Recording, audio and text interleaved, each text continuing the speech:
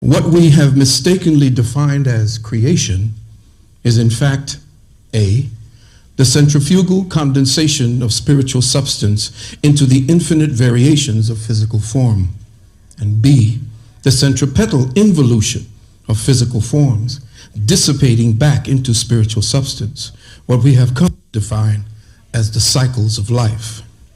Thus, what the priesthood of the Church of the quantum cult of Western science and their holy order of call a universe from nothing to their Big Bang is actually the divine eternal process of condensation and dissipation following the divine intentional dynamics of an imperceptible and unfathomable intelligence.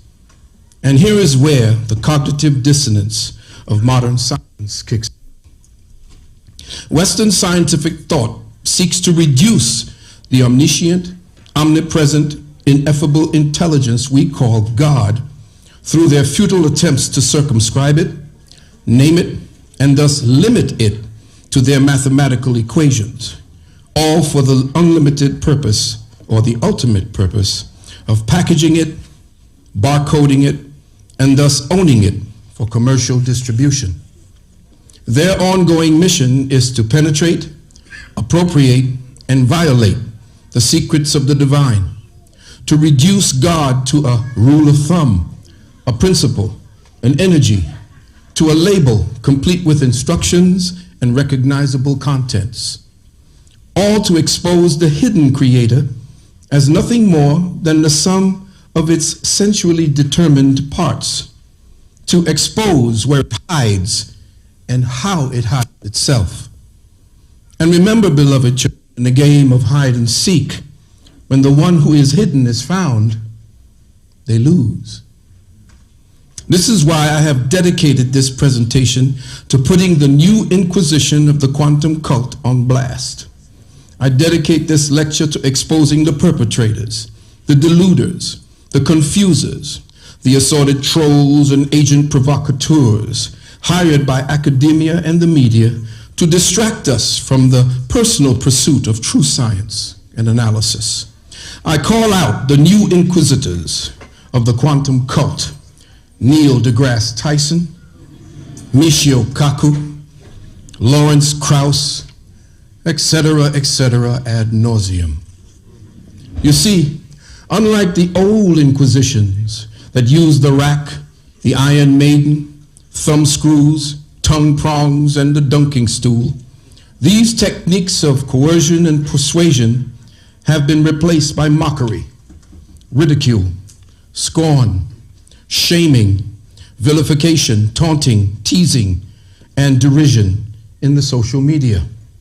Fact is, the operational protocols of the quantum cult requires their priests to outright reject all things that cannot be observed, weighted, reduced, itemized, measured, and cataloged by them under these strict rules of thumb. Their priesthood must also reject the findings of independent freethinkers and explorers operating outside the liturgical protocols of their faith. Now, the separation by Western science of the measurable from the immeasurable became prominent in the mindset and practices of the Western scientific cult when a man named René Descartes introduced his hypothesis of dualism regarding the body and the soul in his thesis entitled "A Discourse on the Method for Rightly Directing One's Reason and Searching for Truth in the Sciences," circa 1637. René Descartes introduced into the Western scientific mindset what became known as the Cartesian method of scientific thinking. From this point forward, Europe separated itself from the investigative protocols of the ancients that dealt predominantly with the study of life, focusing on the causal planes and their intimate relationship with the human mind. The effectual realm, that is, those discernible forces, organic structures, and physical mechanisms of life that impact our senses, became the predominant qualifiers of reality, more so than the mental processes that exemplified the spiritual, and its intimate connection to the causal realm. Fact is, spiritual is a name that absolutely horrifies the materially constipated minds of the Western scientific priesthood, because their church doctrine teaches them that this word represents the superstitious, unscientific, mythical world of the obsolete cultures of black and brown civilizations.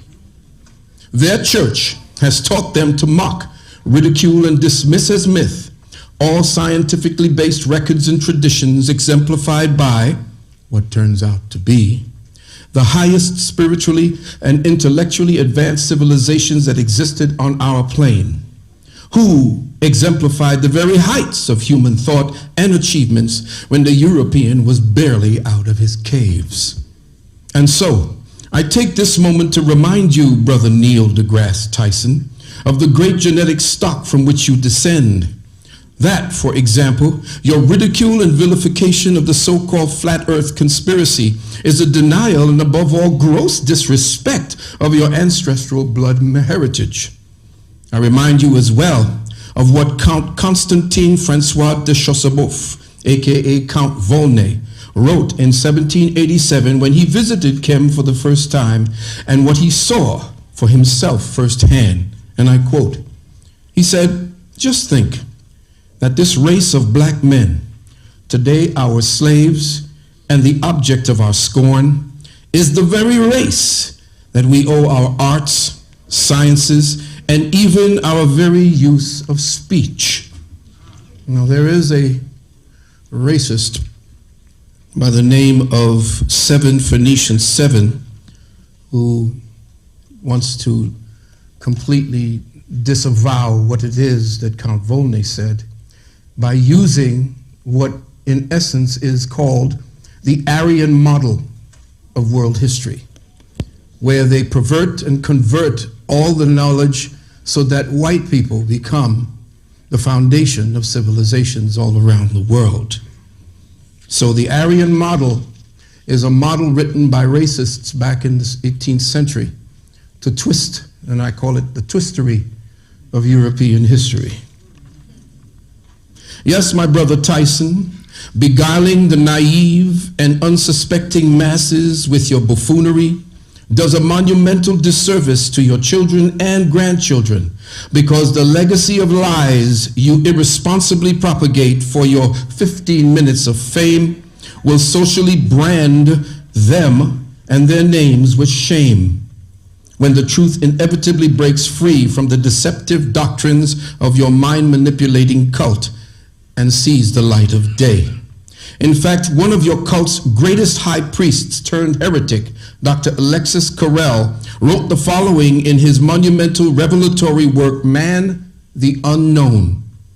He said, "Men of science know not where they are going.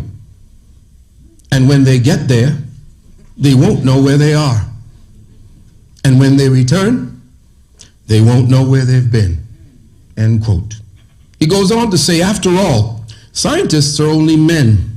They willingly believe that facts which cannot be explained by their current theories just do not exist. Evident facts having an unorthodox appearance are summarily suppressed.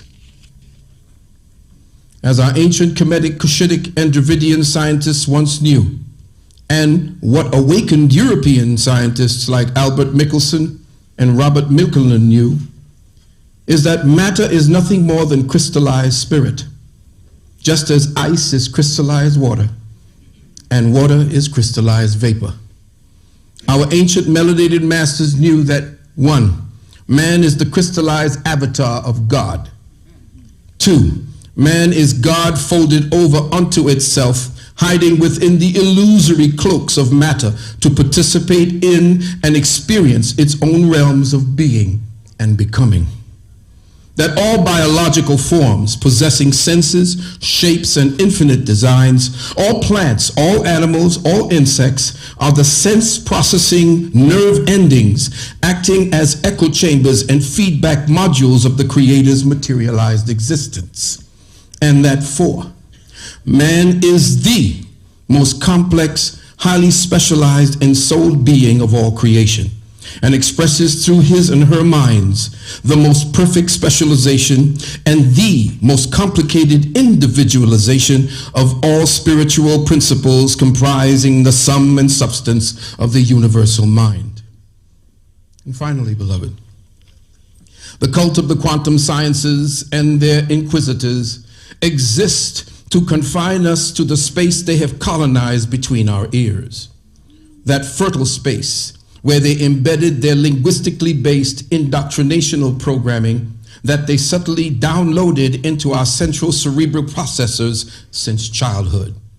This they did to assure that any attempt by us to intuitively tap into our genetically encoded divinity would trigger the random access memory of their indoctrinational programming, which will act as a virus that prevents us from expanding our personal consciousness beyond the confines of our entomological and epistemological incarceration. So, with the formal words of Alexis Carrel reverberating as a sober reference, is it not the very crux of sanity and logic, the very essence of critical thinking and reason, to be suspicious of what the Church of Quantum Theoretical Sciences and their media-based inquisitors promote and purport to be reality? It is from this point I'd like us to begin our exploratory journey, beloved brothers and sisters, deconstructing the perceptual paradigms of Western scientific thought on the subjects of life, creation, space travel, and time, their so-called quantum realm, their globe Earth, etc., etc. All that we have been forced to accept, support, propagate, and participate in. And the unquestioning trust we have blindly assigned to those responsible for engineering and maintaining the stultifying paralysis and calculated persecution of independent explorers who dare to travel those uncharted territories that do not fail or fall into the quantum cult's prescripted definitions of reality. As the last surviving member of the fated vessel Pequod, Ishmael in the novel Moby Dick said, "Reality outruns apprehension."